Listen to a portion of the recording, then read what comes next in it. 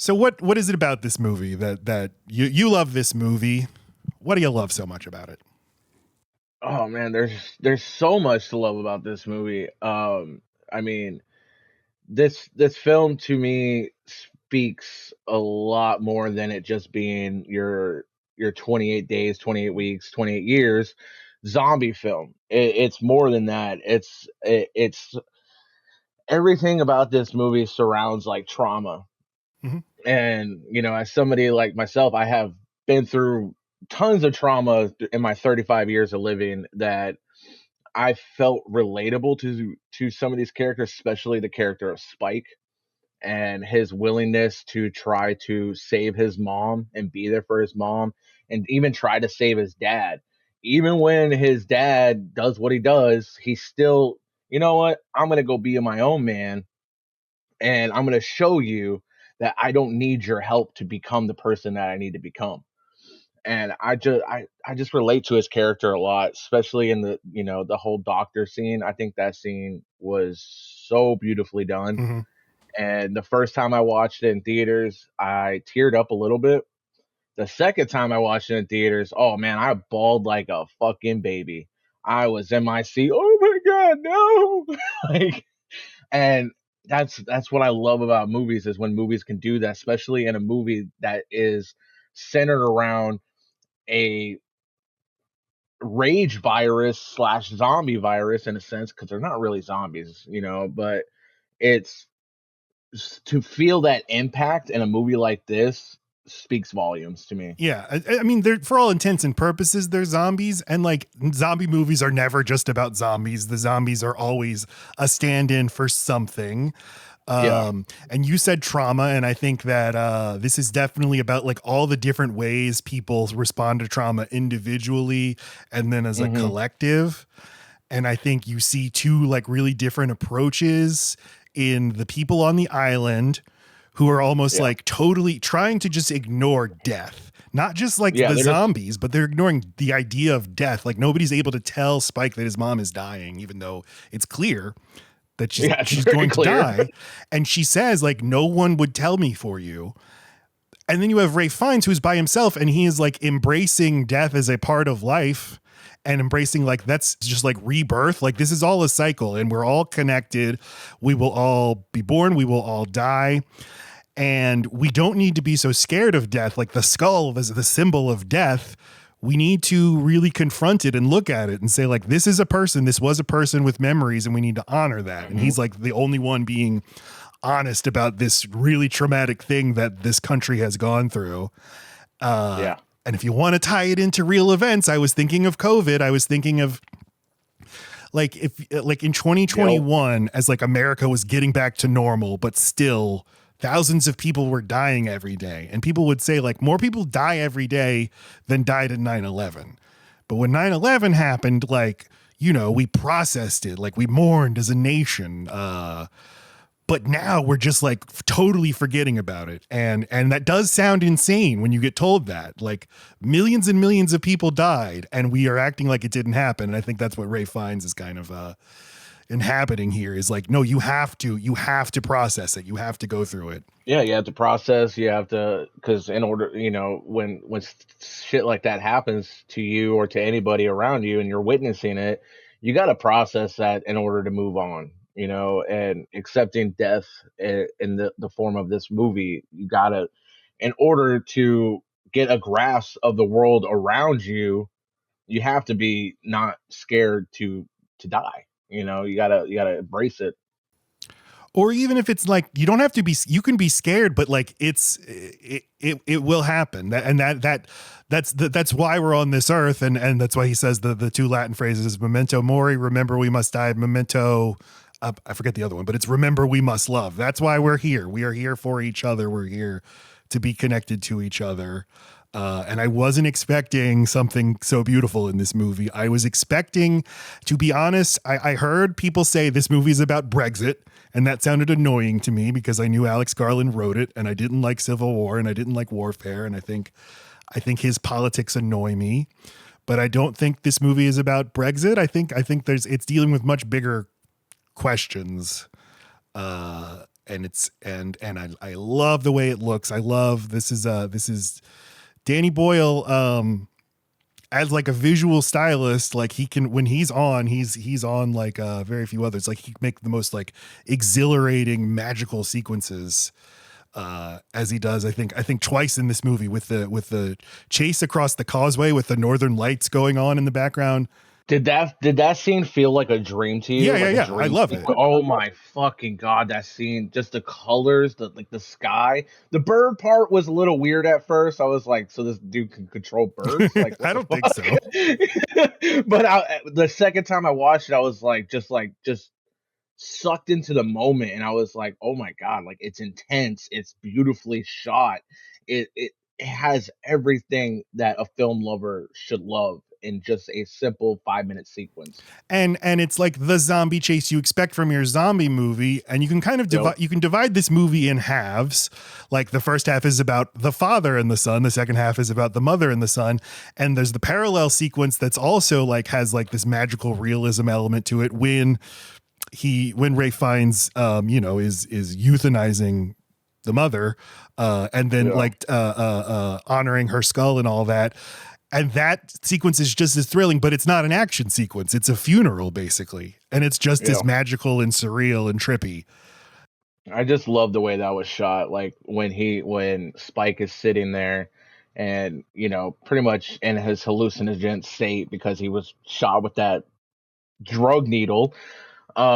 And you got the fire, like the fireball going around the bone temple and around him, and he's just sitting there holding the baby. And I was moved. Yeah. I was completely shut down and just crying like a baby at that. I was like, okay, what are we doing here? Yeah. And I think one more thing before we get into it. I think that the movie's dealing with the idea that, whether it's COVID or a zombie apocalypse, human beings have been around for a long time and will be around for a long time. Like people will say, like, I don't even know if we're going to be here 100 years from now. But that in itself is like its own form of denial. Like that is a way of denying that like there is going to be a future.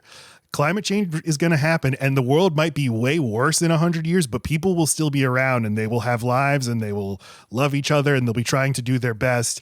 And that's why I think this movie has so many, incorporates things from history and especially British history. Like it'll show stuff from movies like knights from medieval times shooting arrows. It has the stock footage of like the World War I soldiers. It's showing like, we didn't think a zombie apocalypse would happen, but a lot of stuff's going to happen. And maybe it'll take 100 years, maybe it'll take 10,000 years, but we will rebuild. We will keep going. The story doesn't end with us. So it's like you have the individual level where the mom dies and then gets like symbolically reborn in a baby. I'm not saying her soul like transforms into a baby. I'm just saying like, it's, death and new life. They happen simultaneously. And then you have the society level. This our story is not over. It continues. And now that you brought that part up, like the rebirthing of the mom and that the burial scene or the funeral scene, now that you brought that up, I didn't really think about it with the fire going around him. It feels like her soul circling her son to, hey, you're going to be okay. Like, it's all good. Like you're a man now, or well, not a man, but like it felt like that. Now that you brought that up and I'm like seeing it in my head, I'm like, it felt like her soul was traveling around him to give him comfort while she passed on to the next life. Yeah. I mean, like whether you're like, I'm not religious. I don't believe in God or anything, but like, I know that when people are gone, they are still with you. The things they taught you, the things that are in your personality. I think that's the point of the scene where the mom is saying, like, when I look at you, I see my own dad. You do things that my dad would do. Like these things carry on within families and within friends, and they'll pass down from generation to generation. And there is comfort in that they're not literally gone, or they're gone even if they're they're not gone even if they're literally gone. You know what I'm saying? I don't know. Do I know what you're saying? So let's just talk about this movie, man. We open with the Teletubbies, of course. Yep. Yep, I we think definitely do. I think I am a little too old for Teletubbies to have like the, hey man, Teletubbies are fucked up, aren't they? To have like that as part of my sense of humor. I guess I've never been exposed to Teletubbies. Me and my brother were too old for it, so I didn't absorb it in any way. But I was probably like, I think 8 or 9 when Teletubbies came out, but they always creeped me out as a child, so I never got into them. And then there was that rumor when I was a child that, what was it, Tinky Winky showed up naked on set or something like that, so they canceled the Teletubbies or something. I love you gotta love rumors like that they spread. Also, his name is Tinky Winky. That's not okay. I was close. Yeah. No, no, no. You got it right. I'm I just did say it saying right. Okay. that word itself is creepy. Then you got a baby in the sky as a son. What are we doing? You know, the real life guy who was in the Barney costume was, when he was not playing Barney, was a tantric sex therapist. He would have sex with people for money. And that was not a scandal, but it was like a thing. Like, there was actual stuff people could have talked about on the playgrounds. You know, Barney will have sex with you for money. He really will love you all. Yeah. He loves you. You love him. That is something I did not know, and it makes me glad that I was not a Barney fan growing up. These kids are all, I mean, these kids, when you first see them, you can't necessarily, it feels a little strange. They all seem a little too old to be watching Teletubbies. I like that every time you look at them, they look more upset. They know something terrible is going on, and for whatever reason, they're like, just watch the TV. Just watch this kids show real quick before you die. Yeah. So this is the Scottish Highlands. We got Jimmy as our main kid. And you know, his mom gets turned into a zombie and he's like, Mom, will you? Oh no. And she's like, run, Jimmy. So he runs away, runs over to a church where his dad, who I guess is a minister of some sort, is like, it's a blessed day. The day of judgment is finally here. And you know, awesome. You don't know what the end times, if you believe like the rapture or Armageddon or whatever is coming, you don't know what it's going to look like. It could look like zombies. In fact, that's probably what it would be, you know? Zombies are aliens. Who knows? Right. So this is a blessing. And he's like, just remember, God loves you, Jimmy. Here, take this chain, take this cross. And then Jimmy hides as zombies come in, and the dad's like, come and claim me, my children. What confused me with that part with the dad is that, you know, the dad, the pastor or whatever, he's excited. I guess you could say he's excited for this rapture, apocalypse, whatever's going on. But he still decides to save his son.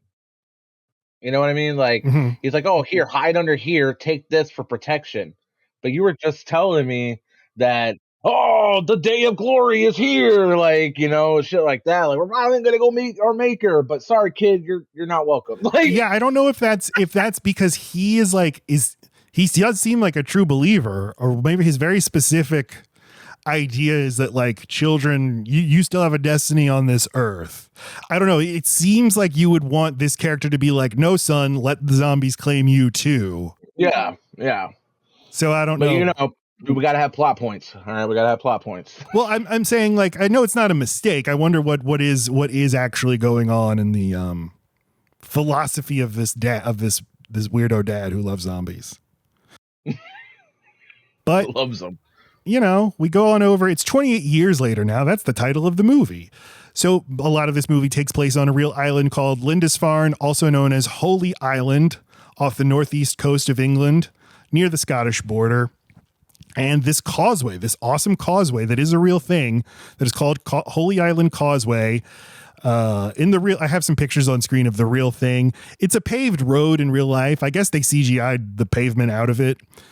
But it is like just a thing. It's like a 1 mile long sort of natural bridge that you can drive across, except twice a day it gets submerged when the tide comes in. So like, there's lots of websites that are like, here's how you know the tide, here's how you know when it's safe to cross, here's the signs you should look out for, because people will think like, I can make it, I have time, and then they'll get stranded out in basically the middle of the ocean in their car, which is awesome to think about. Ugh, nope. Yeah.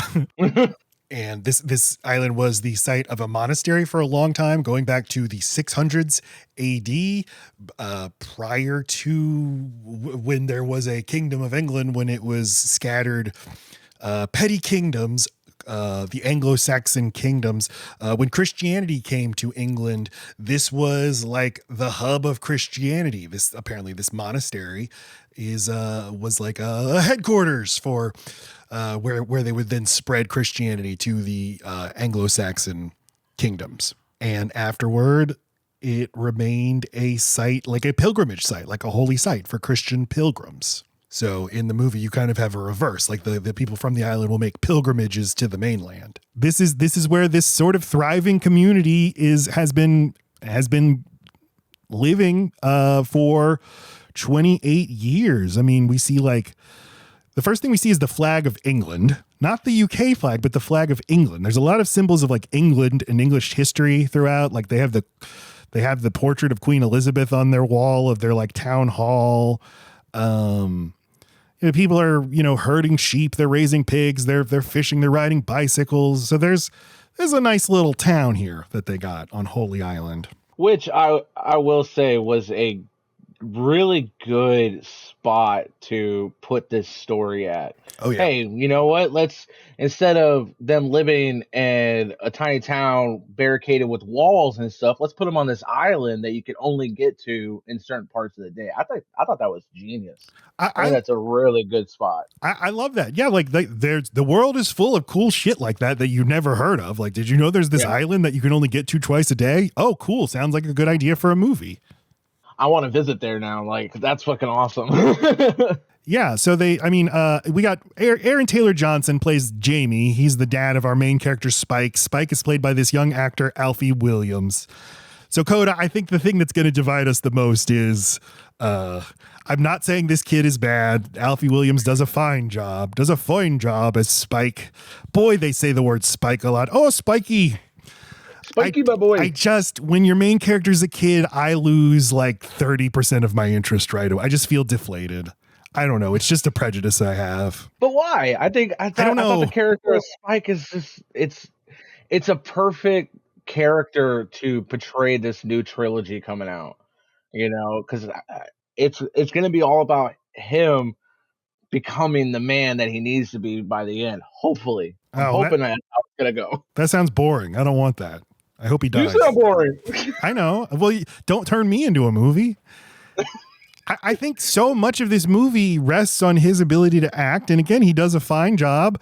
I would never be able to give this performance, but kid actors it's a tough job. I think you have to have like a truly transcendent kid performance. And I don't think we get that from here. Sorry, Alfie, if you're listening. I know you are. I know you're a Patreon subscriber. He's no Dakota Fanning, if that's what you're getting at, No, or you need like Haley Joel Osment in The Sixth Sense or AI. The movie AI, artificial intelligence. Again, he does a good job, but he's in almost every shot of the movie. And I know that this is just a personal thing where I'm less interested in kids in movies than. You're saying he's in every single shot. The movie's basically about him. What do you mean? Yeah, I wish it wasn't about somebody else. You want it to be about the dad and his adultery? Yeah. That'd be more fun. And Rosie. We'll get to Rosie, my girl. Jodie Comer is the mother. I mean, so when we first see Alfie Williams as Spike, his dad is waking him up. Wake up, son! It's the big day. And he has this little Power Ranger toy or whatever this is. But like, this is a toy from a show that went off the air like 30 years before he was born. It is just like this relic from the old world that he is very attached to because he carries it with him. He's going to carry it with him on his big day and then decides, no, I need to put this away. I'm no longer a child, and leaves it behind in his bedroom. I was going to say, yeah, it was like a symbolism of him trying to leave his childhood behind to become a man. And then he goes down and his dad is making him breakfast and they're having breakfast like, oh, you excited about killing some zombies? Oh, yeah, Dad, I am. And then you hear some rustling upstairs and you think, oh, God, it's a zombie. No, it's just the mother. She's just very ill up in her bed. And they're like, oh, that's my crazy mom again. Jodie Comer as the mother who has an unspecified illness. she's her mind is wandering. She doesn't know what day it is. She will jump around in time, but then when Aaron Taylor Johnson says today's the day Spike goes to the mainland, which is like this rite of passage that they have here on the island, is you're going to go to mainland England, which we still need to go to, and you're going to have to learn how things work over there and how to kill zombies and how to stay safe. And she says, "Are you trying to kill our fucking baby, you cunt? You fucking baby murderer." Baby murderer, you cunt. I love that. Yeah. And then she quickly blips out of it and she's like, "Oh, what are you doing today, Jamie and little Spike?" And it's like, "I'm going to school." You should have just told her the whole time. "Yeah, going to school, Mom. See you later." You gotta add some drama in the scene though. And Spike and Jamie, they're heading through the town. They're all like clapping for them. They're heroes. And there's going to be a big party for them tonight. This town appears to have like 500 people in it. Like, this is a bustling town. They've been recruiting. Yeah. And there's like this leadership council that greets them on their way to the bridge. And they're like, "There's the rule. If you don't come back, we will not go back to rescue you. We learned this the hard way. Once you go to the mainland, you're on your own." And I guess here's like the Brexit idea is not just like in the world of this movie. I guess we should have said this up front. Like when 28 years later begins, only Britain had been infected, and then that movie ends with it seeming like the virus is now going over to mainland Europe. But this movie starts by saying, like, don't worry about that. It actually continental Europe was able to push the virus back. So the rest of the world is fine. Yeah, they were basically retconning. It's weird because they basically say this is a direct sequel to the first one. We're going to ignore 28 weeks later. We'll just say that didn't happen at the very beginning. But then later on, they bring up that they nuked that city. So technically 28 weeks later, I guess semi did happen, but they're just kind of like ignoring it. No, I think that 28 weeks later ends with the suggestion that the virus is now going to take over Europe. And the beginning text of this movie says, like, they were able to stop that from happening. Don't worry about it.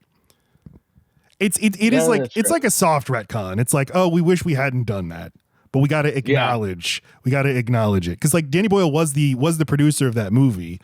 He just wasn't the director. Yeah, but he was still like making the decisions on it. And he hired the director and he hired the writer. I think 28. I mean, I love this whole series. I thought 28 Weeks Later I hated it the first time I saw it because I saw it in theaters. And for some reason, that whole movie was completely dark and I couldn't see anything that was happening. So, like, I just couldn't enjoy the movie as much as I wanted to. Yeah. So then I think it was about a year later, I rented it or I bought it.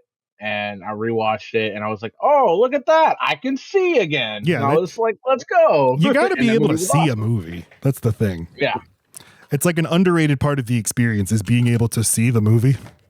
Yeah, no, I like it too. I think people have come around to it now. Yeah, because I know when that movie first came out, people were like me; they didn't really care for it, and over time, I feel like that got more of a cult following. And then got more of a big following, especially following the announcement when they announced 28 years later. Everybody was like, "Gotta go back and watch the other ones. Let's go." Yeah, so. I mean, to me, 28 Days Later is so specific. It's so small. The way it's shot is, it's shot on digital video camera. It looks crazy. It looks like a whole movie. And I think it's a good idea with 28 years later weeks later to try to make something different. Go kind of try to tell a different kind of story just in the same world. And that's what they do here too. It's not like this is trying to mimic the look or even the sound of the first movie. Well, the first movie, when it happened to come out, it was made in 2002, but it was released in America in the summer of 2003, like just when the Iraq War was starting. And I think it was made before the Iraq War, but people were watching it and they're like, "Oh my God, this feels like it's about right now. This feels like a war zone movie." And you can never plan when you intend for your movie to feel like it's saying something, it usually works way worse than if it just happens by accident.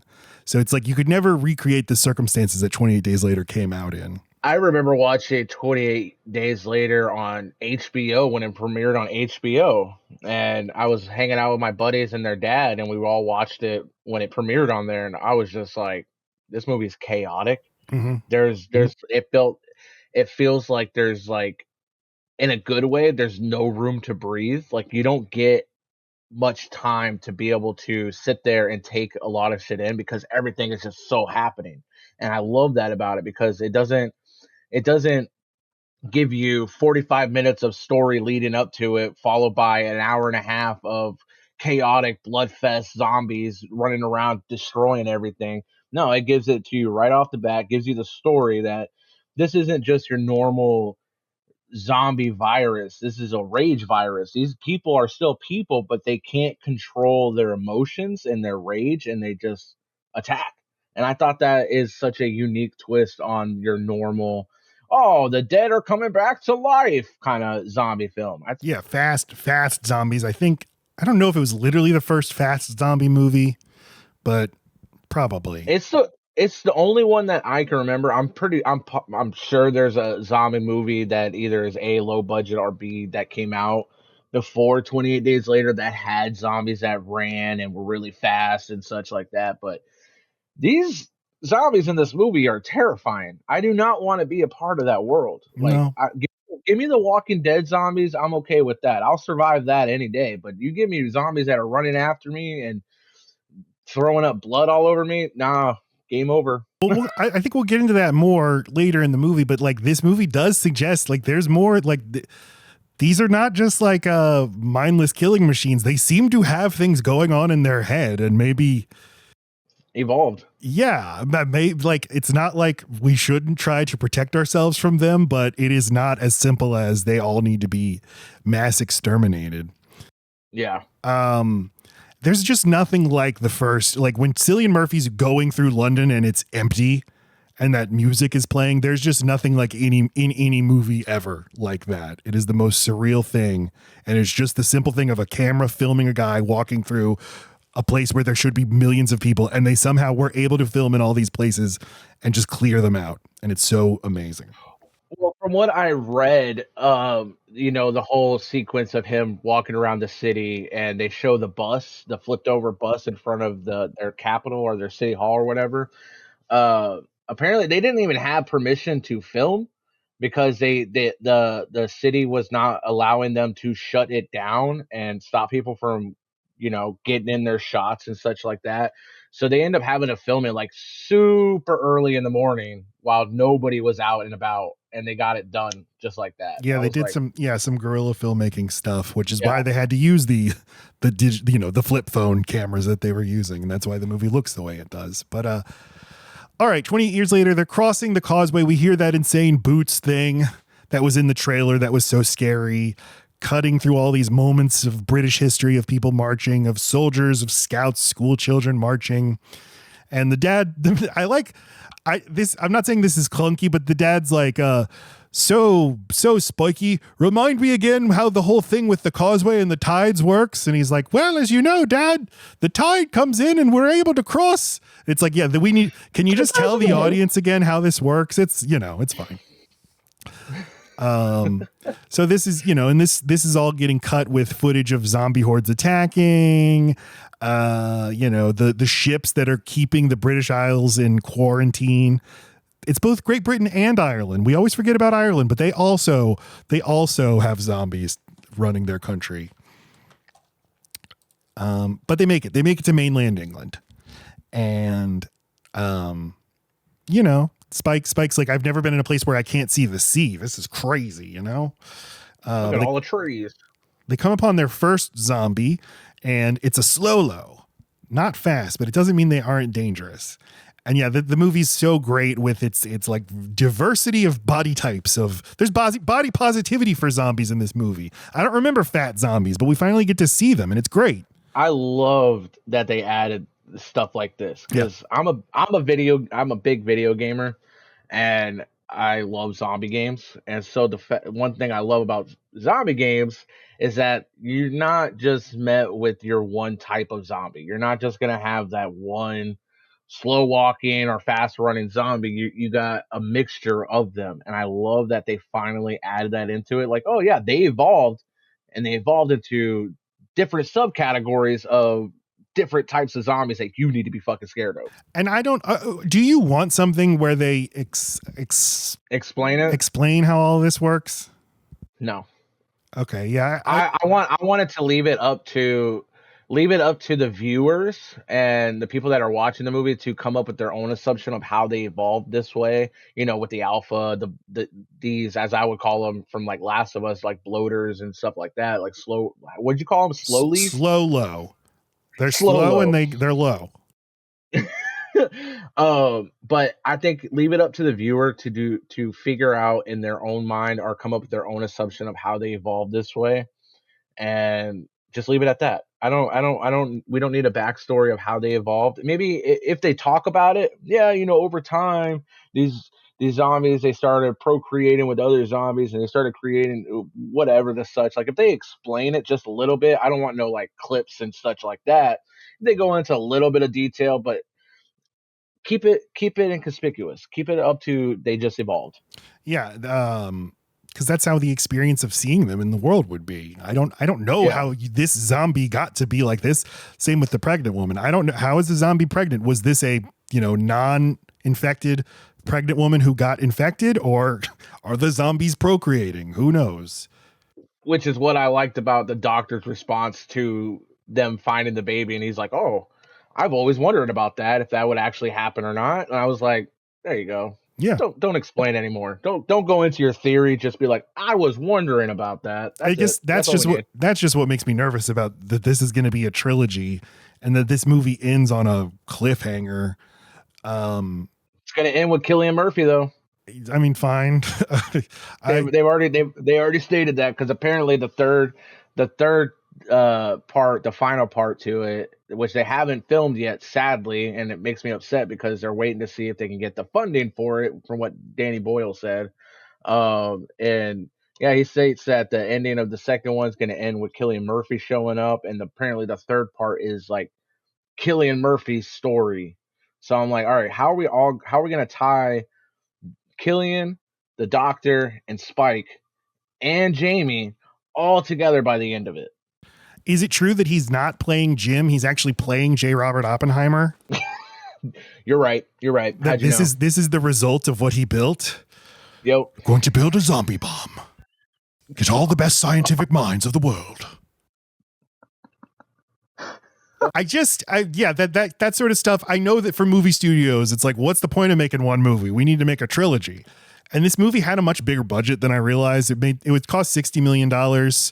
And it made, it was a hit, but it wasn't like it wasn't like a Sinners level hit. But no. I'm sure we'll get 3 movies, or we'll get a third movie.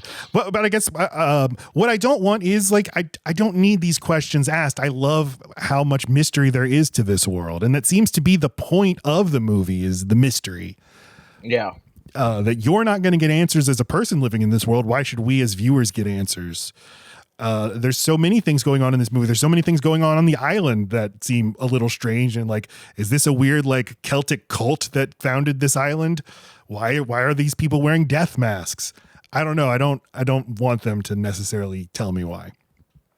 I will say though, that mask is creepy as hell in that little segment. That is a creepy ass mask, and I have been curious on why they had that little segment, because they don't.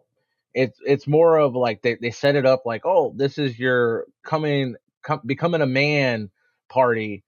Okay, if it's becoming a man party, why do we need these creepy ass masks with? Well, actually, now that I think about it, I get it. Never mind. What? Well, because I'm looking at the image and it has an arrow through the head, right? I guess those are the infected, and you became a man, so this mask represents you becoming a man because you killed your first zombie out there in the real world on the mainland. But when we see these people setting up their party, and notably it is all women setting up this party, so there does seem to be like a traditional gender hierarchy on this island, maybe, yeah. Although you can't really tell if that is the case. And there's just a person, a girl or a woman, in this death mask in the middle of this like hall, and nobody's acknowledging her. She's standing motionless. Oh. And there's even like a lens smudge over her face. So it's unclear. Is she actually there, or is this, because the movie will engage in some surreal imagery of stuff that's not really happening. Is she just symbolically there? Is she symbolically representing the death that they're not willing to acknowledge?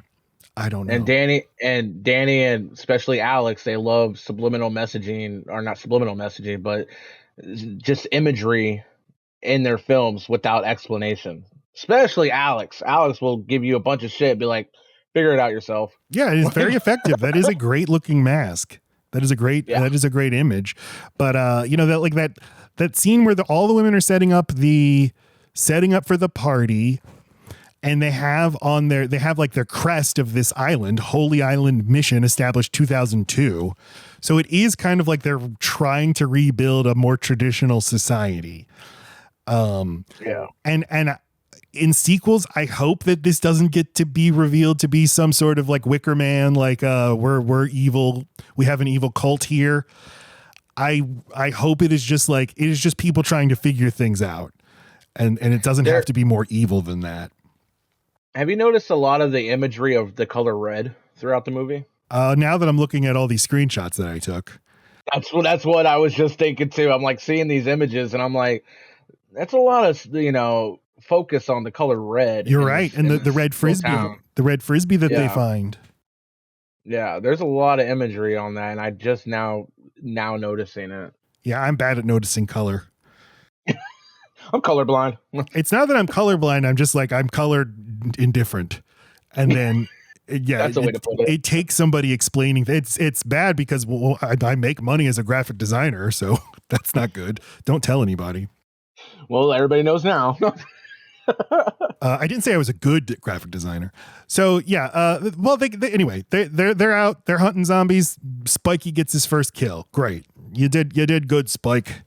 And then they keep walking. He's like, oh, hell yeah, an abandoned creepy house. Let's go into it. Let's see what's in there. And there's a red frisbee. And he's like, look at this. It's great. Frisbee. We don't have anything like this back home, but there is a friggin' zombie in the house being suspended from the ceiling upside down with like a blood bag on its head and a crow eating on it and the word Jimmy carved into its back. I don't know if we want to talk about this right now because it does have to deal with the ending. Oh, go ahead. Okay, so later on, you know how we meet the other soldier when Spike and them meet him. I have a feeling, a little side theory, that the person that they find dangled in this house with the word Jimmy carved on his chest is, I think, another soldier that was with that platoon. Yeah, with the Swedish commandos who get stranded. Yeah. And so I think that we're going to get some explanation, hopefully, to that. And the whole tie-in that, the Jimmy gang, they're all representing Jimmy Seville. They all look like just a bunch of Jimmy Sevilles. And I think that soldier, because they don't know what Jimmy Seville did, because during this whole apocalypse in this world, Jimmy in real life wasn't founded out until after his death in 2011. Well, why don't you, for our Yankee audience, talk about Jimmy Savile? Who's that? Our Jimmy Savile. Okay, so Jimmy Savile was a DJ personality, radio personality for kids, just like public figure broadcaster. Yeah. So he passed. I'm not even gonna say let's just say he fucking died in 2011. Yeah, he's in hell. And yeah, very much deep part of hell. Shortly after his death, a lot of people started coming out about stories about how Jimmy used to essay them and do horrible things to children, like horrible things.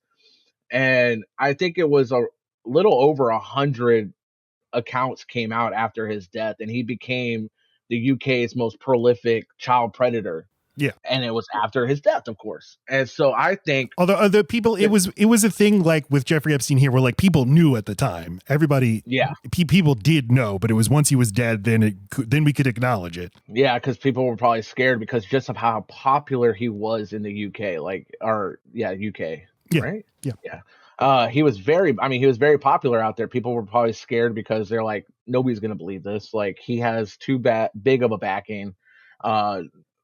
It's one of those things that I could tell people, but are they going to listen? No, yeah, a thing that happens, all the time throughout history. Yeah, and so I think that soldier that is strung upside down and the word is Jimmy, and it's also on the side of the house that it says, what does it say? Behold Jimmy is coming or Jimmy is upon us. It's something like that. And Yeah. I think that that's a guard, one of the soldiers, and he ran into this Jimmy gang, and I bet they were probably some semi okay-ish people, but they're living in an apocalyptic world. I think this soldier ended up being like, "Why are you guys dressed like a bunch of Jimmy Saviles? Why are you guys? Oh, he's our idol. We like that guy. We grew up watching him. We want to be just like him."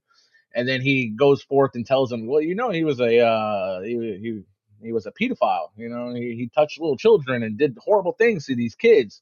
And they probably got like, "Oh, don't you dare talk about him like that!" Strung him up, carved Jimmy, and left. Although And maybe in this then world, nobody ever found that out. people outside maybe found it out, Yeah, and but that's why presumably they know it. he got killed by a zombie. I don't know. My head is spinning with.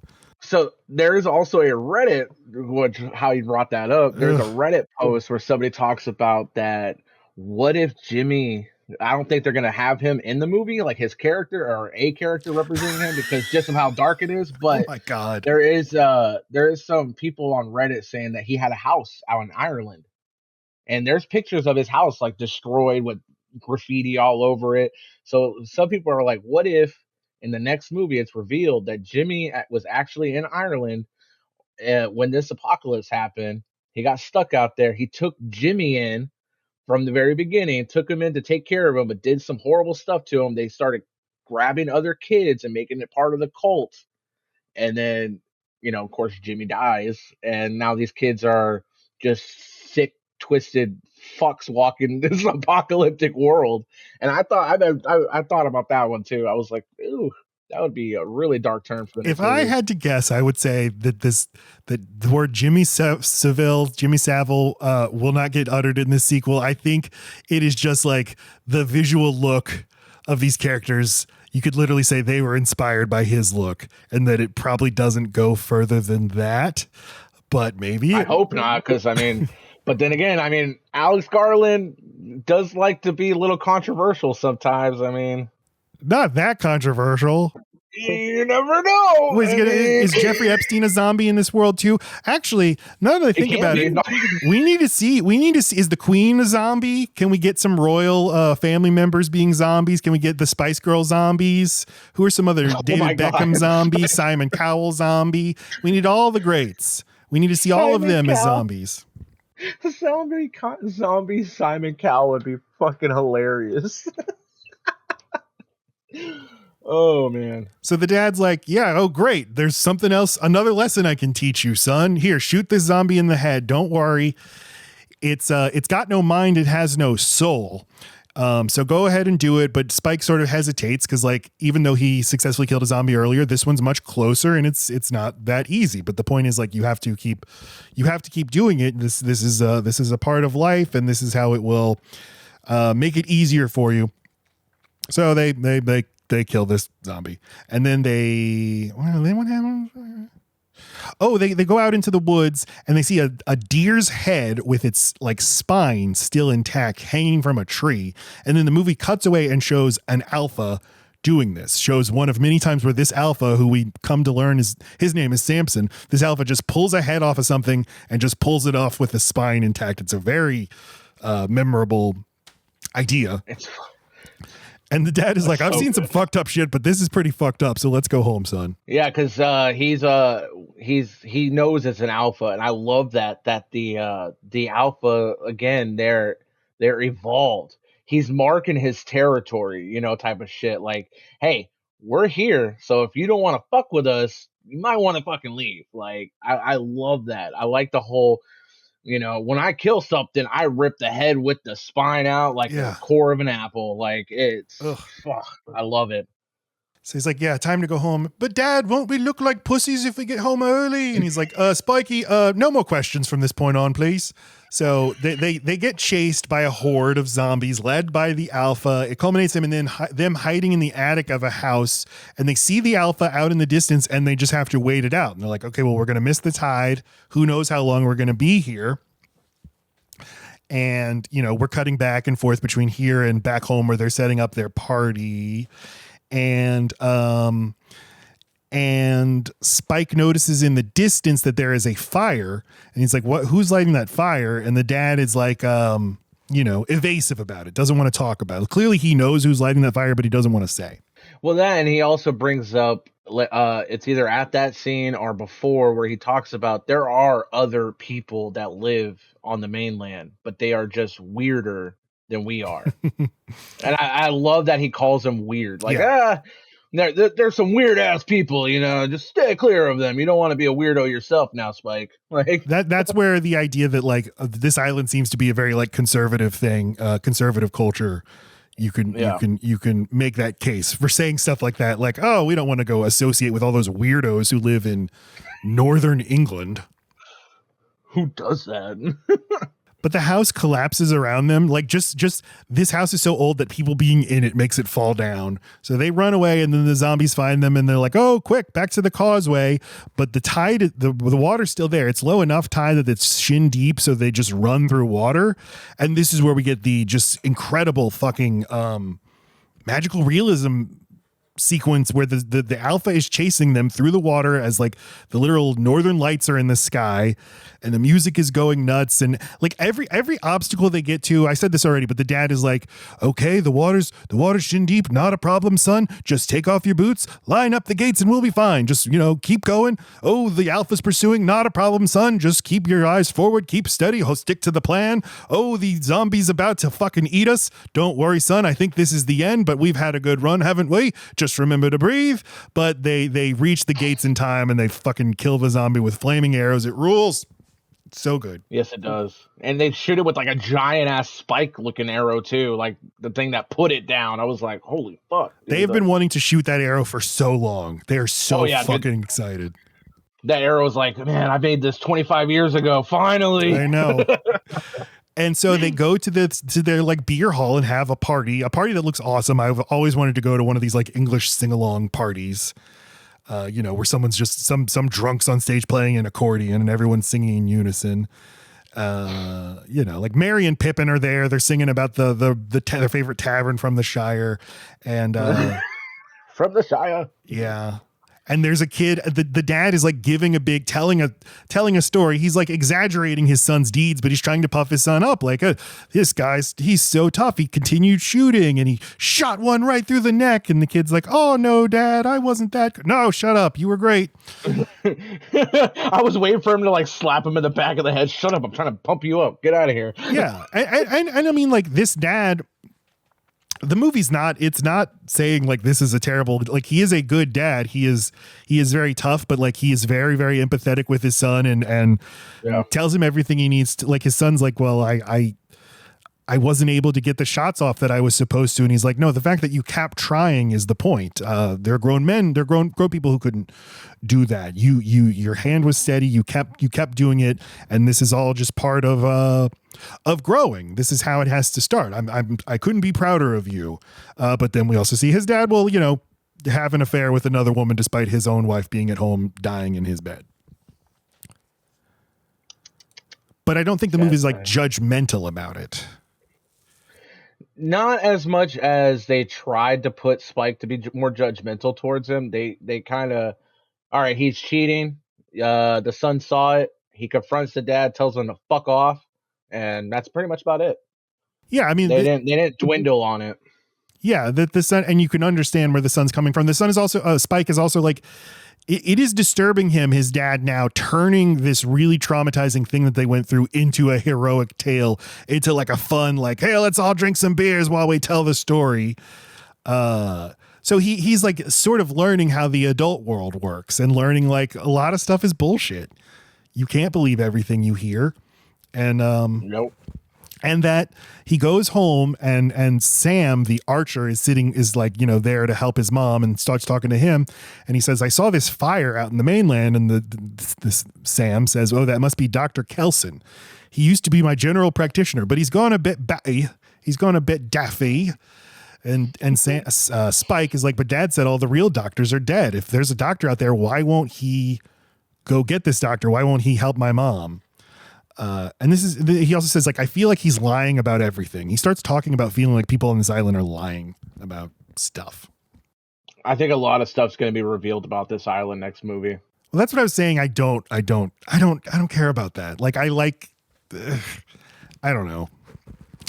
We'll have to see how they do it. Yeah, I would prefer, like, this is not a utopia, but they seem like they have a good thing going. I don't need it to be revealed that they, sacrifice a baby on the full moon every month. But a little bit of backstory on how the island became what it is now. I'm not talking like I don't need a full 30-minute backstory, but then like maybe have Jimmy talking about it. Like maybe he runs into the doctor trying to go save Spike, because I know he's going to leave the island to go try to get Spike back. So what if like he runs into the doctor? Maybe they talk about like, oh, you left. Why did you leave? Everybody said you left because you're batshit crazy, and he's like, no, I'm not crazy. I'm really sane. They're just crazy, or some shit like that. Well, yeah, I mean, the next morning, Spike talks to his dad and says, like, I know there's a doctor out there. Why haven't you told me about him? He's like, okay, fine. I'll tell you the story. I went out with a foraging party like before you were born, and we were freaked out because we smelled the smell of death coming from this place where we saw Dr. Kelson. And the movie's not showing us Dr. Kelson yet, but Ray Fiennes is in the movie, so you figure that's who this is. Just arranging hundreds of corpses in lines. And he's like, and the scariest fucking part was he looked right at us and he just gestured in like a casual way. Come on down. Oh, it was so fucked up. You wouldn't believe it. So we ran away. It was too weird for us, which is kind of to the point. Like, these are conservative people who are afraid of anything a little different. And I like that when we find out what's really going on with Dr. Kelson. I mean, I like everything about Dr. Kelson and Ray Fiennes, because you're so used to zombie movies where the situation you find yourself in the third act, like, oh, this is the actual villain, this is the actual bad guy. That's what happens in 28 Days Later, but it's the exact opposite here. This is the person who's responding the most sanely to the world that he lives in. He's got critical thinking, as my teachers would say back in high school. Right. I'm in a crazy situation, and there are people who are acting like this is normal. But he like tells his dad, stay away. Basically alludes, I know you had sex with Rosie, the town harlot. Stay away from us forever. Yeah, the town harlot. That's her job. You know how they have the scene where they're showing all the jobs they have in town, like farmer, pig man, harlot. So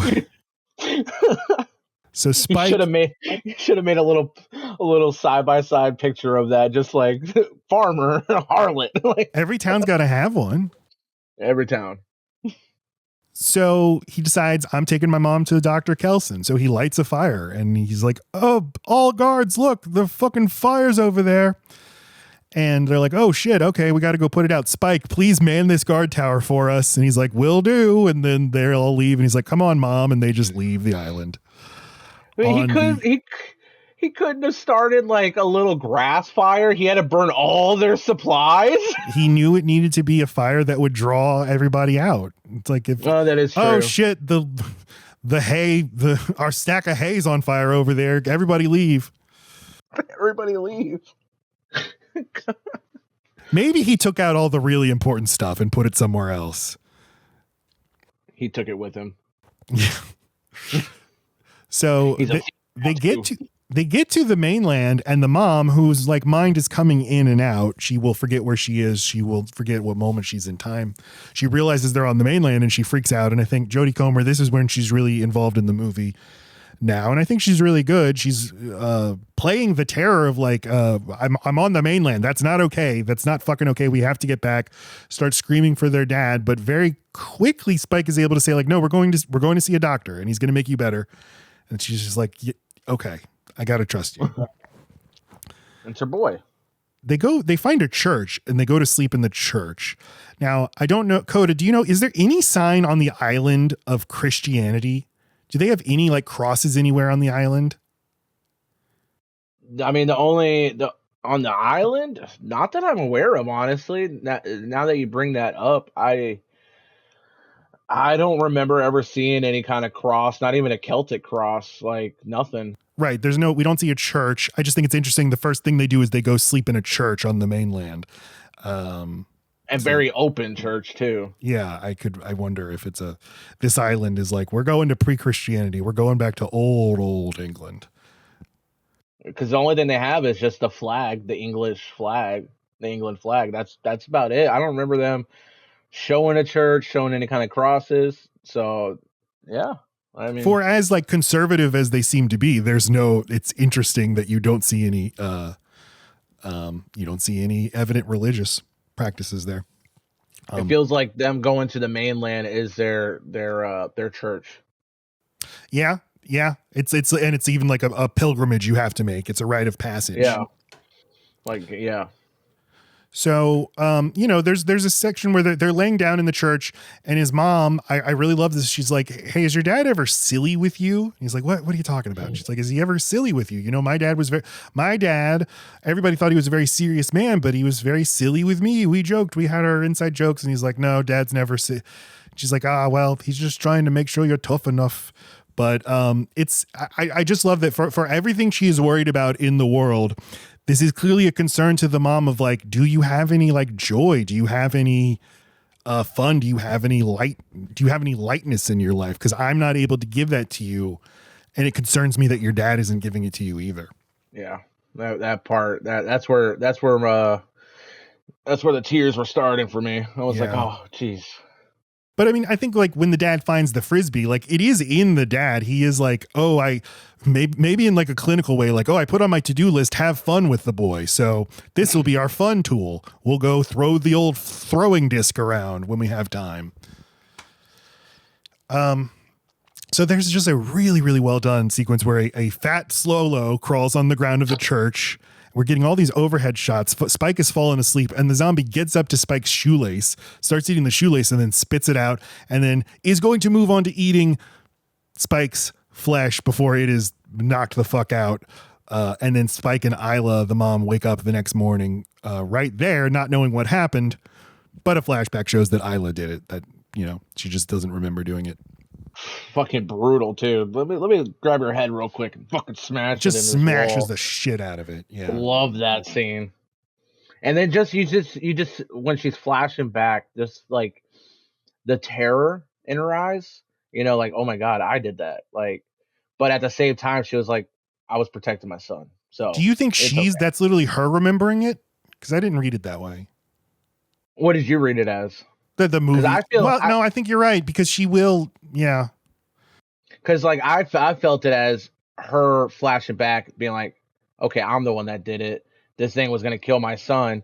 Yeah, I'm a little traumatic that I did something so brutal like that right next to my son, but shit's gotta happen. Protection. Yeah, and the first half of the movie is about him and his dad is very much the traditional protector dad, and I'm literally taking you out hunting and teaching you how to hunt so that one day you can lead the hunt.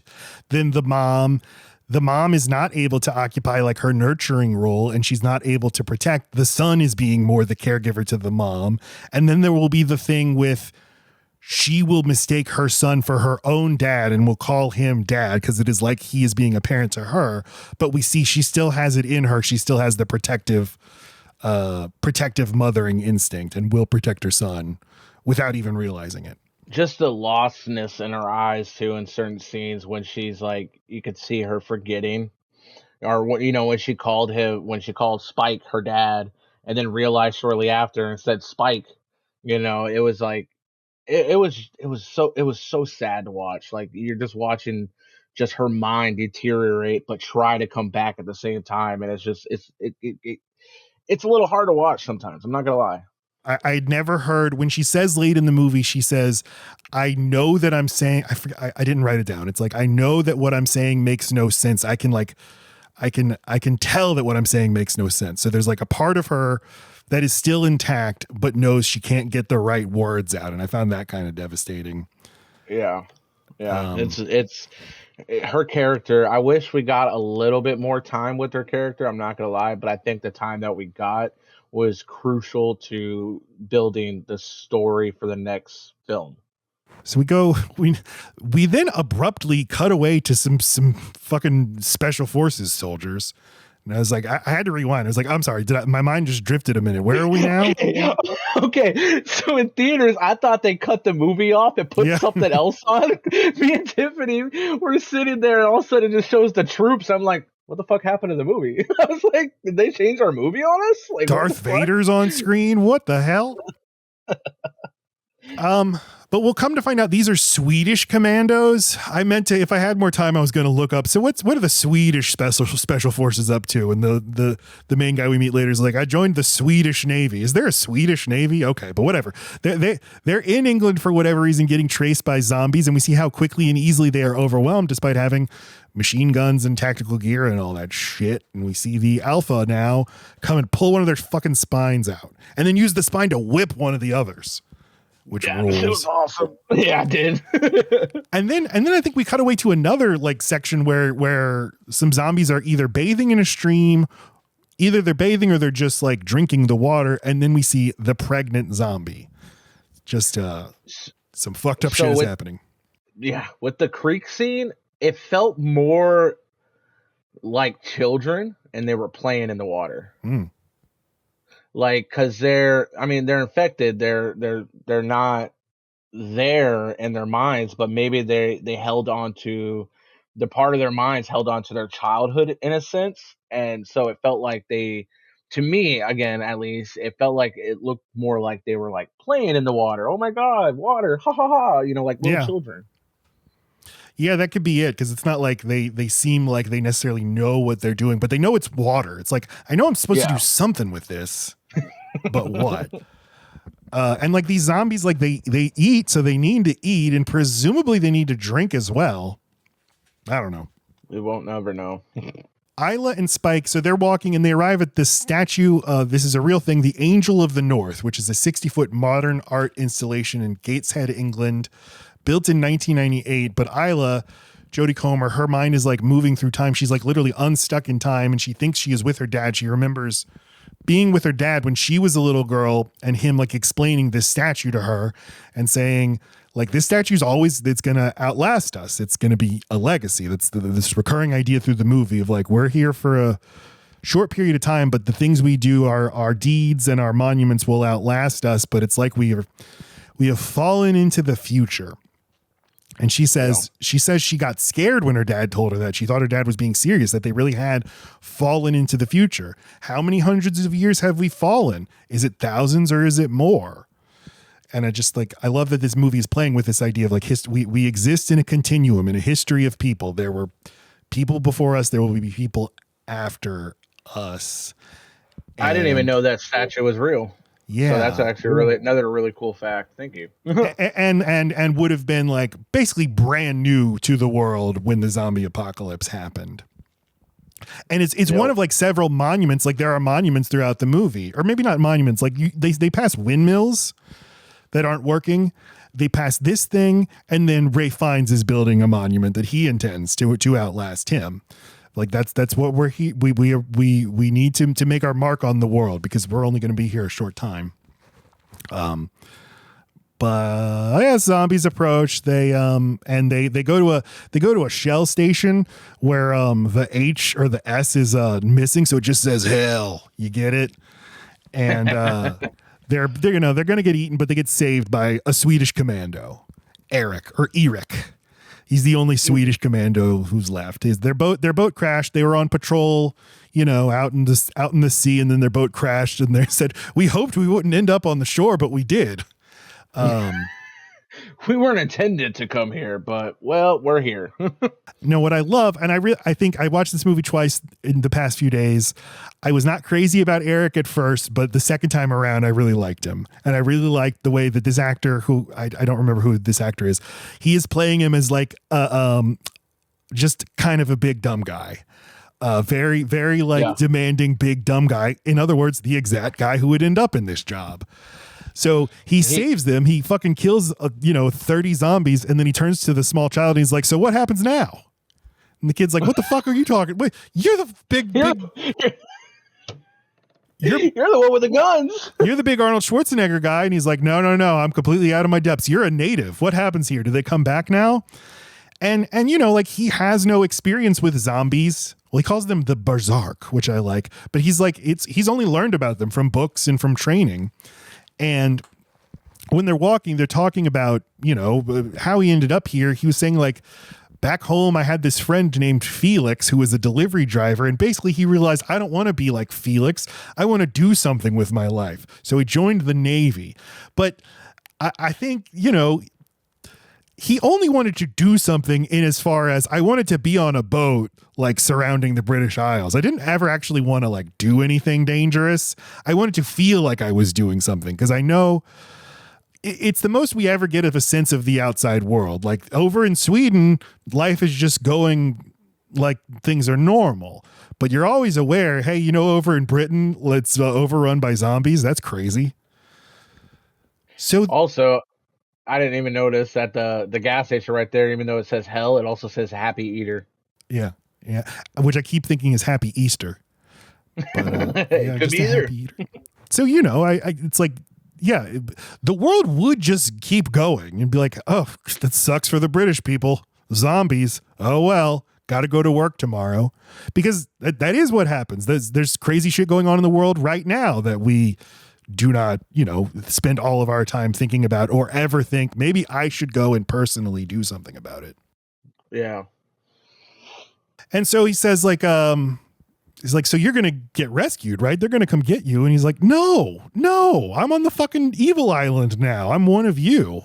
One of us. And I like Spike says like, I knew there was a quarantine, but I thought it was only for us. And then he's like, no, I'm one of you now. I've any poor fucker island on this island. And so they have a little picnic. They sit around and eat apples on a picnic blanket. And Eric takes out his phone and he takes it out like with the casualness of somebody who just takes out their phone now to just scroll. And he's like, 1% and no signal here. And he shows it to Spike. And I think he is like, I'm going to blow this kid's fucking mind with my smartphone. And Spike's like, who cares? I don't give a fuck about that. Yeah, because like I think this is a really great observation. We think we live in this like technological wonderland. It doesn't mean shit. It doesn't help us in any way. It doesn't make our lives better. And if we showed it to somebody who'd never experienced it, they would think this is less than useless. You're not even showing me anything. And then then Eric just throws it. He just throws it away. Well, don't forget, he showed him a picture of his girlfriend and Spike hit him with the, what's wrong with her lips?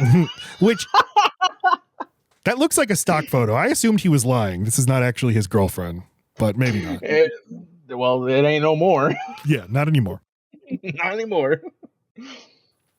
Yeah, I like the way he's playing this guy as a dumb asshole or a dick, because Jodie Comer like says like, this guy's a dick, and Spike's like, no, Mom, no, he's nice, he saved us. And she's like, I know a dick when I see one.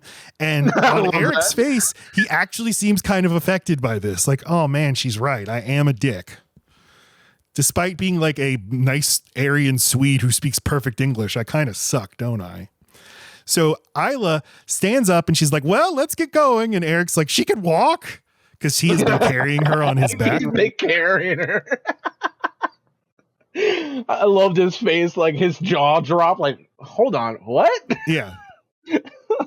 So he starts talking to Spike. He's like, you English, you have your stupid, you call them zombies. We call them Barzark. That's a much better word, because it's like they're a Viking. Actually, no, I'm a Viking. I'm like a Viking, really, because I'm Swedish. We're Vikings. And like, yeah, English history is defined by getting invaded by Vikings like tons of times over a course of hundreds of years. And these zombies, it's kind of just another thing that's happening to this country. But they hear some screaming coming from an abandoned train, and Isla's like, I'll go investigate. And it's a pregnant woman, the pregnant zombie, and she's in labor. But we see a little connection between the zombie pregnant woman and Isla, mother to mother, because like Isla reaches out her hands and the zombie takes them so that she can help her deliver the baby. Very, very interesting scene. Like Isla, suddenly her mind is totally there. She knows exactly what to do. She's very capable and knows like, got to cut the cord from the placenta right away. Pour water on the baby, somehow not get any like blood in the baby's mouth or whatever. And then they realize this baby's not infected. This is like a normal human baby. It seems like they're going to I don't know if they're going to go this way and try to go for, oh, there's a cure at the end of this movie or anything like that with like 28 weeks later, but it kind of feels like they're going to make this baby immune to this virus. Yeah, I could see that. Yeah. Like, And then everybody, isn't that what happens in The Last of Us? We got to preserve. Okay. Yeah. and so like I think it's gonna, when people start figuring that out, like especially the people at the island. Okay, how was this baby born? Who was this baby born from? And then when they find out that, oh my god, it was born from a zombie. I think people on that island are gonna want to get their hands on this baby. I could say, yeah. So they need to not tell anybody. Keep that real hush hush, please. This is not a zombie baby. Normal human. What's the deal with this baby? Totally normal. Nothing really to see. But turns out my mom was pregnant the whole time, and she just popped out this baby. That's where it came from. Yeah. The explanation here is that the baby was protected by the placenta. Motherhood being a very important theme in this movie, and just happened to have, non-infected people right there to immediately take care of her and know that you got to cut her immediately from the mother before the mother's like placenta comes out and all that stuff. Yum. Until I had a wife who had a baby, I didn't know that a mother gives birth to the baby and then has to do labor again with the placenta, which is crazy. But this zombie did not know that till now. Because the zombie still looks pregnant. It's because she still has all that mass inside her. Got to shoot all that stuff out now. But she springs back to life like, I'm a zombie again, and the commando shoots her dead. And they're like, hey, you didn't have to do that. And he's like, no, this fucking baby, this fucked up country, I hate it. I want to leave. I want to get out of here. And they're like, no, this baby's fine. And then basically the alpha comes in and rips Swedish commando's head off with his spine. And so they run away, and Spike is shooting arrows at this big alpha. We get our first really good look at his alpha and his just enormous dick.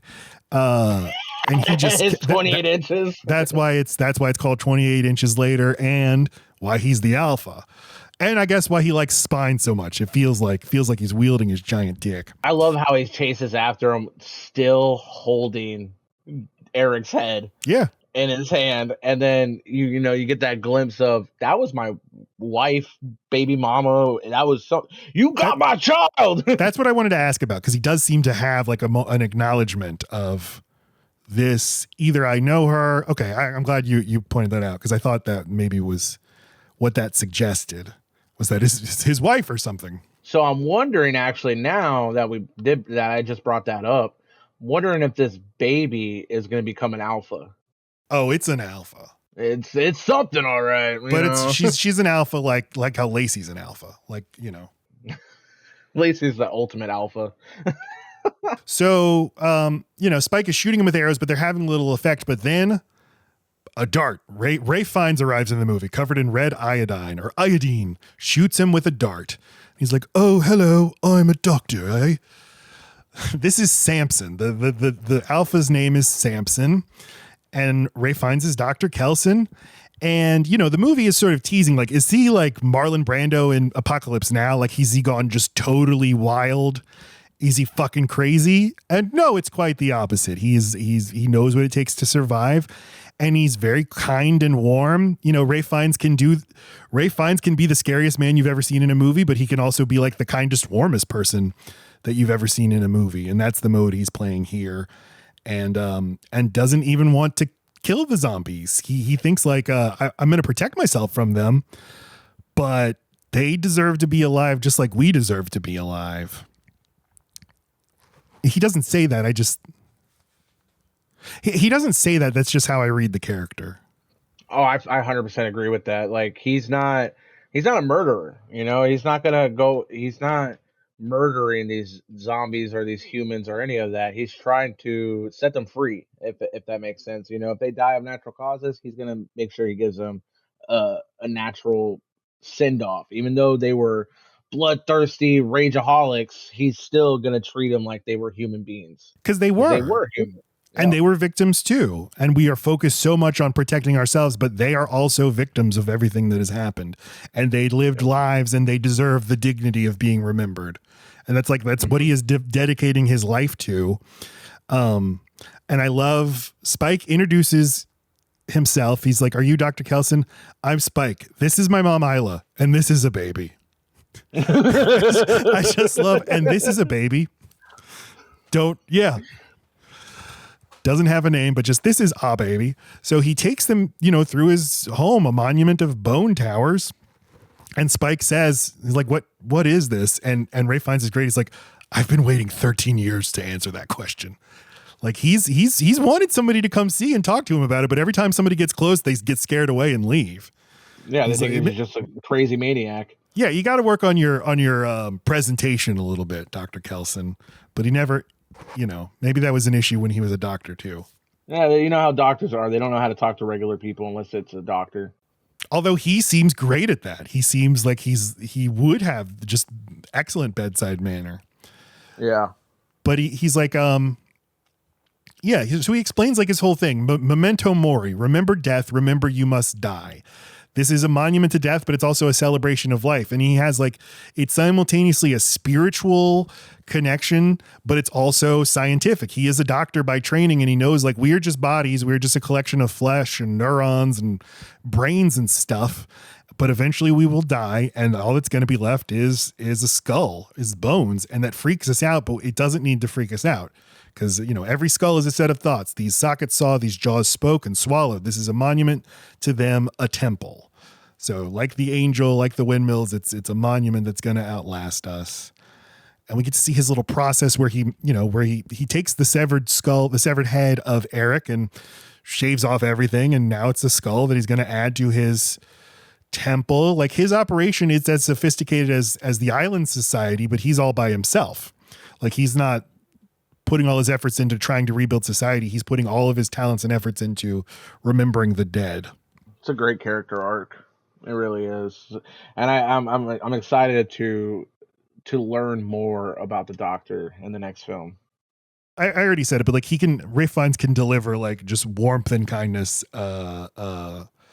like few others. And he, with all of the gentleness he has, he gives Isla a medical exam to the best that he can. And he tells her afterward, like, I don't have any diagnostic equipment. I can't perform a biopsy, but I think you have cancer. It's spread from your brain to your body or your body to your brain. And she also, Comer, is so good. She's playing it as like confused, but also determined to take this all in. And she's getting the answer she always knew. She knew it in her heart that this is what was going on. So there's also relief. Finally, someone is saying it. Yeah. And she says to her son, like, I needed someone else to tell you, but no one did. Because for whatever reason, nobody on the island is willing to acknowledge death despite living amongst death all the time. And he says, like, you're going to die and it'll be soon and it'll be painful. There's no, like, even back in before society collapsed, there wouldn't have been medicine that could help her right now. And Spike is doing no, we got to do something. We'll go to a hospital. And he's like, and now it's the mother, Spike has been, in charge of like taking care of his mother the whole time, but now she is fully like, no, I need to take care of you now, son. You need to understand, that this will be okay. Like she says, the doctor can't make me better, but he can help me. And I want you to remember that. And somehow she and Ray Fiennes, just through eye contact, concoct this entire plan that they're first going to drug the son with a dart and then drug her. But it's really beautiful. Very beautiful. Yeah, shoots Spike with just like a sedative or whatever it is, just to keep him calm. And he has to hold the baby. And Ray Fiennes gets down and tells him, memento mori, it means remember we must die. There are many kinds of death. Some are better than others. The best are peaceful. When we when we leave each other in love. You love your mother loves you. Memento amorim, remember you must love. Memento amorim. It is the point of being a human being. It is the thing that defines us, is that we are part of something. We are connected to each other. Ray Fiennes so fucking good here. Maybe he should get an Oscar nomination. I would back that. I would back that 100%. So he summons Isla and they like walk through the towers and he just shoots a dart at her to euthanize her. And then he burns her body, and we have another magical realism sequence with the fire swirling, and Spike's memories are jumping through time, and he's like singing to the baby, and the baby is looking up at him, like making eye contact with him. And so, yes, like spiritually, it is like Isla is getting reborn as this baby who at the end of the movie, they say is named Isla. And I'm not saying that's literally happening. I'm saying that is just kind of how things work is people, they die and people are born, and we're all connected to each other. So Ralph Fiennes comes back with Isla's skull. And I think this is the best moment for Alfie Williams, the actor who plays Spike, because he is playing it as a kid who is struggling to understand, but he is like starting to get it. And Ralph Fiennes is like, this skull, this is your mother. And he takes it and he's like, put it in the best spot on the tower. So the kid climbs the tower, puts the mom's skull at the top, and then kisses it and says, "Goodbye, Mom." Him flipping the skull to face the sun, so that way she's always able to watch the sun rise and sun fall at the same time. Oh, I didn't notice that. Okay. Puts it at the very top, points it toward. Yeah, so like he has it facing one way, and then he's looking at the sun, and he like faces it that way and like watches the sunrise with her one last time. Beautiful shot. Beautiful shot.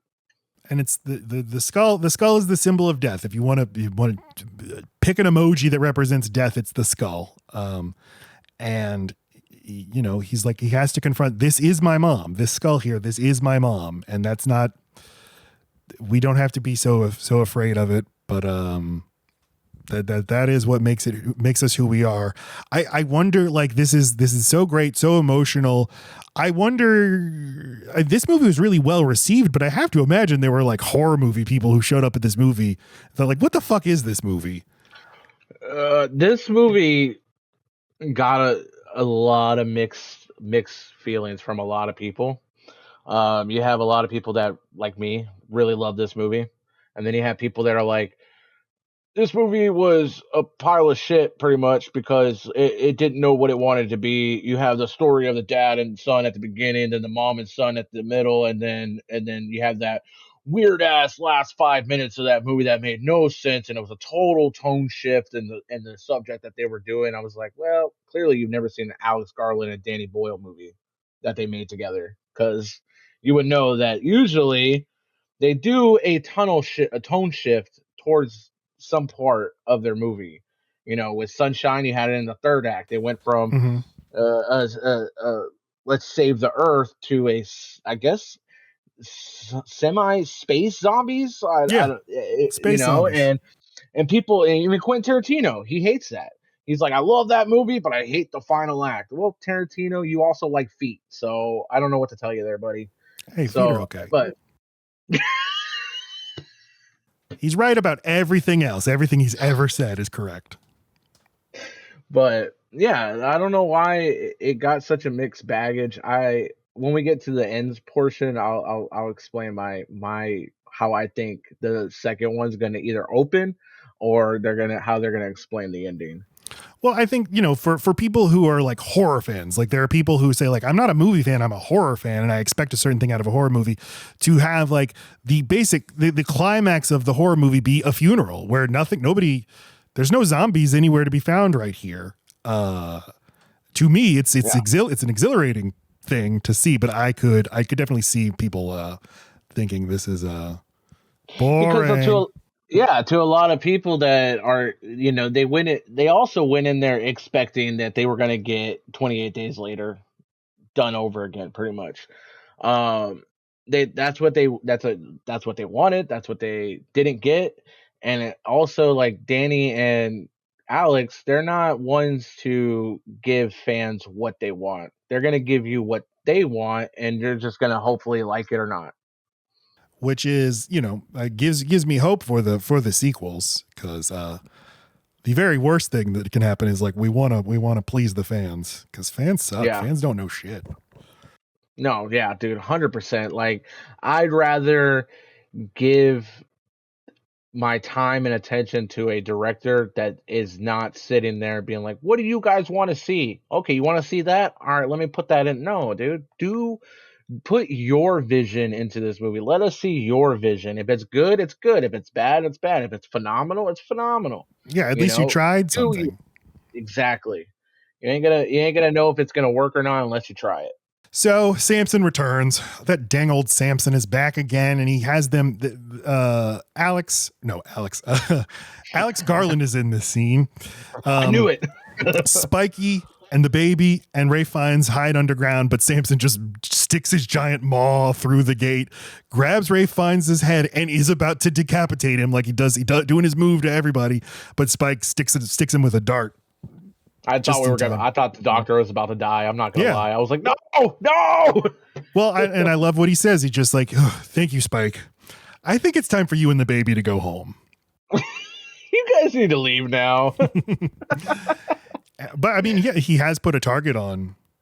Well, I don't know. I think it's just like, it's not, I feel very connected to you, but it's not like we're starting a family here. I'm not your new father, Spike.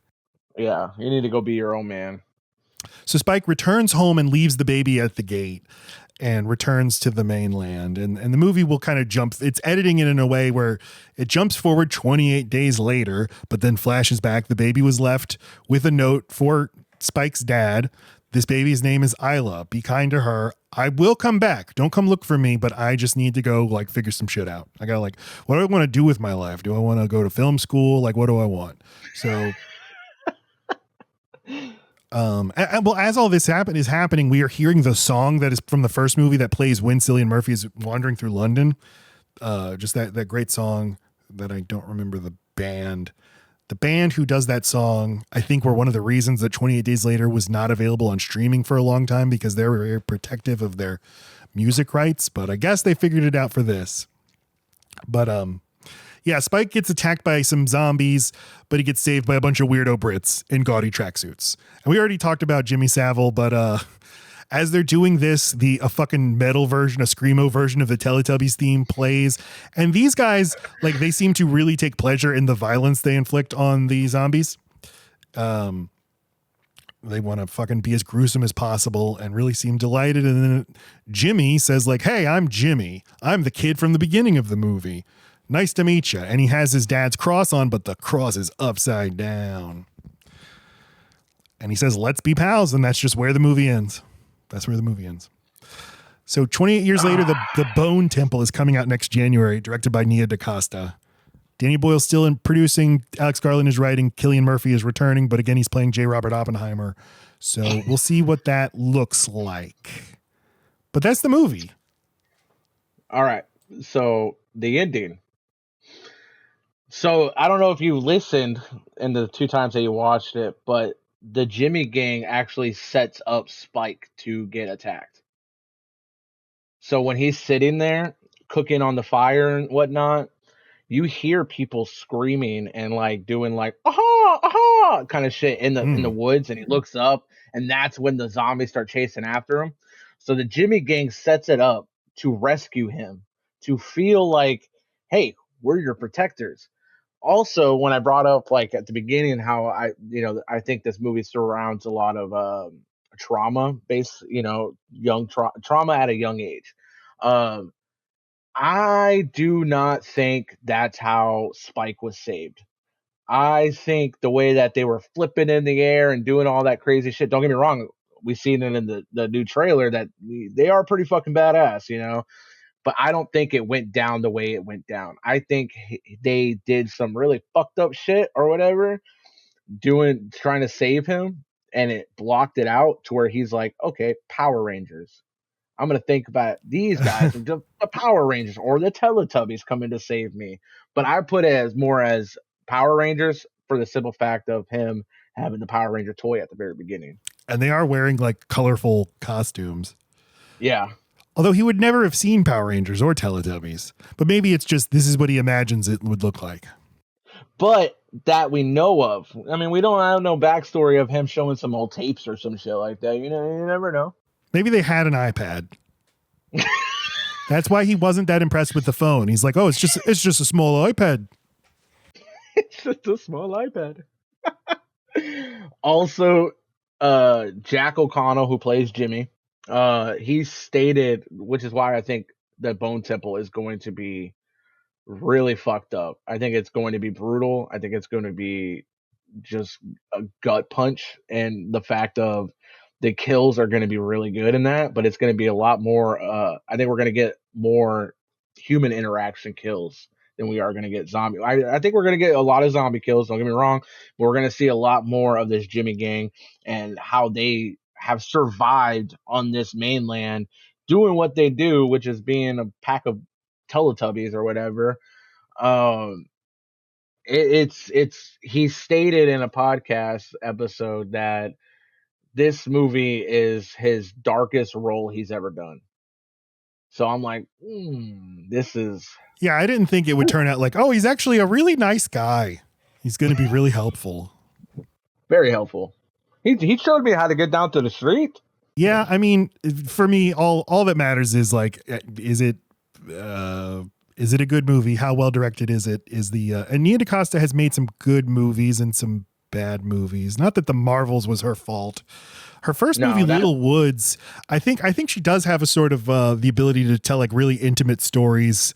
So I could see her being a good fit here. So I don't know. Maybe it'll be great. Everything that I like about these movies comes from Danny Boyle, and him not being the director makes me not as excited. It does have me a little worried. I was expecting Danny to. Originally, I thought that Danny was directing all three of them. I thought it was going to be him directing, Alex Garland writing. That's how it was going to be. So when I found out that Nia DaCosta, is that how you say her last name? Okay. When I found out about her, I'm not gonna lie, didn't even the name didn't ring a bell. I looked at her IMDb page, saw that she made The Marvels, which it's a movie. Let's just put it that way. It's a movie that suffered from a bad script. Well, I think that is the movie more than any others that seemed like it was the studio completely taking control from her and having no ideas at all what to do. Yeah, so, I think the directing of that movie was really good. I thought the shots were really good in that movie. Of course, it's just the script was just that, and it's a story that nobody really wanted. Like, I don't need a team up with Captain Marvel, the Monica Rambeau, and Miss Marvel and all that stuff. I didn't need that. But I think the direction of it was cool. The villain was useless. But when it was people talking in a room together, it was fine. But yeah. That's what you do as a Marvel director. But for me, like this, now we're talking about Captain Marvel. How did they still never figure out who Captain Marvel is? She's not a character. Like Brie Larson has no idea, and I'm sure she would tell you, we have no idea who this character is. I don't know how to play this character because nobody's ever told me who this character is. So she just kind of makes jokes. Hey, I'm here. And has a really bad haircut, every single one. Her haircut just got worse and worse, I swear. Damn. Every time she popped up on the screen, I'm like, what are we doing here? What are we doing? So, I mean, yeah, I'm obviously going to see the sequel. Excited. And I really, really, really enjoyed this movie. And I think my opinion has only gone up over the course of our conversation. So I think I'm going to go with 4 out of 5 stars. I think that Alfie Williams, God bless him, does a really good job. It does make me not as interested in a movie if a kid is the star. And I don't like the sequel setup. That just rubs me wrong. That I wish it had just ended with him leaving the baby and then going off to go find himself again, decide, should I go to film school? Should I go to culinary school? I need to figure it out. I don't know, man. It's like, I watched this movie 3 times now. And I just rewatched it last night preparing for this. I feel like it got better every single time. There's new stuff I would point out, be like, oh shit, I didn't know that, and then even doing this podcast, it went up even more also for me, because like us finding out, the color palettes, why are they so focused on this, red, and what's up with this death mask, and what's with this colony on the island. It's a bunch of mysteries that I would hope to be solved, but at the same time, some of it I want to leave it up to the audience to solve it. I want to see what I want out of movies is just show me something I've never seen before. Let me have an experience. And there's this movie's great. This movie's extremely well made all throughout, but it has 2 extraordinary sequences that I've never expected to see anything like in a movie. In the Causeway Chase with the aurora in the sky, and then with the funeral with Ralph Fiennes. So those alone. I mean, you weren't expecting to for a movie like this from the past two movies to hit you in the heartstrings, I guess you could say, like, as it did. And I know that that also rubbed some people that I've talked to that didn't like this movie, that rubbed them the wrong way. I wasn't expecting to go in this movie and cry. I wasn't expecting the ending, the last 3 minutes of that movie. It really threw me off, and it just felt like a total different movie. And I'm like, that's kind of the point. The ending is setting up for the next one. You saw that ending, you sat there and was like, what the fuck kind of ending was that? It makes you kind of want to see the second one to see how it goes out. And then there's those people that are like, I'm not even gonna go see the second one. What? But it's weird because when I saw this both times in theaters, the first time when me and my girlfriend went, we it was a pretty packed theater. Everybody was quiet, and I remember people walking out. I didn't hear one person going after the movie ended, be like, "Man, that fucking sucks." So it's like, and then I went and saw it like the next week on a Tuesday, and the theater was sold out. Like, it was completely sold out.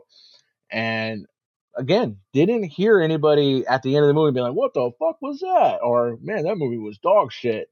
But it's people online that I keep, running into and being like, I don't know what movie you watched, but this movie was horrendous, hot pile of garbage. I was like, I don't know what movie you watched, but it maybe this movie just went over your head. Yeah, But it's they're just also, dum like I dums. said, They're dumb babies. yeah. It's fine. I mean, and then again, people went into this movie expected 28 days later, and then they were like, people bitching about the trailer. Oh, the marketing fooled us. They made it seem like this movie was gonna be action packed and zombies everywhere, and them running for their lives for the hour and 45, almost 2 hour movie. 28 days later isn't that though. 28 days later is not it's mostly slow. That's the point. Yeah. And what would not be fun is running from zombies for 2 hours. That's boring. Yeah. Yeah. I like that they actually built a story revolved around this, and Danny stated years and years ago that, because people would ask him, like, why didn't you make it 28 months later? What happened to 28 months later, or the next sequel or whatever? And he's like, I'm only going to make it if I find out, if I can make sure that there's a story to tell. And then Alex came up with the story, which, you brought up COVID earlier. You did bring up COVID, how this kind of feels like a little bit of a post-COVID era, I guess you could say. Mm-hmm. And so I'm wondering if maybe when COVID happened, he was like, you know what? That's a perfect way to do 28 years later, to do a sequel to 28 Days Later, but set it as, everything's evolved. And people have evolved. Zombies have clearly evolved. Cities have, such like that. So it's a movie that I feel more people should, when they watch it, just go in with an open mind. Go in there not expecting the same old, but just go in there expecting to just have a mixed emotions of a movie. If that makes sense. You're happy, you're sad, you're scared, you're all of it. Yeah, it's a great movie. Yeah, it's challenging you to feel sort of uncomfortable, to feel things that you can't easily pin down, and have characters who it's not clear. Are they good? Are they bad? Or are they have to be all good? Are they all bad? Is this dad a bad dad, or is he a good dad? Well, he's kind of both. Is this island a great place, or is it evil? I don't, who's to say? It's kind of seems like it's kind of both. But I think a version of 28 Days Later it lingers in people's minds and memories that isn't necessarily the movie that's there. Like that movie also is dealing with death. It has Cillian Murphy going to visit his parents' house, that great moment where he finds their note that they left for him. It's like, that's all there. And this is all stuff this movie is also exploring. And listen, you can go watch some fucking Resident Evil movies or something. There's plenty of action zombie movies. I got no time for you dumb babies. Go to therapy. That's all I have to say about that.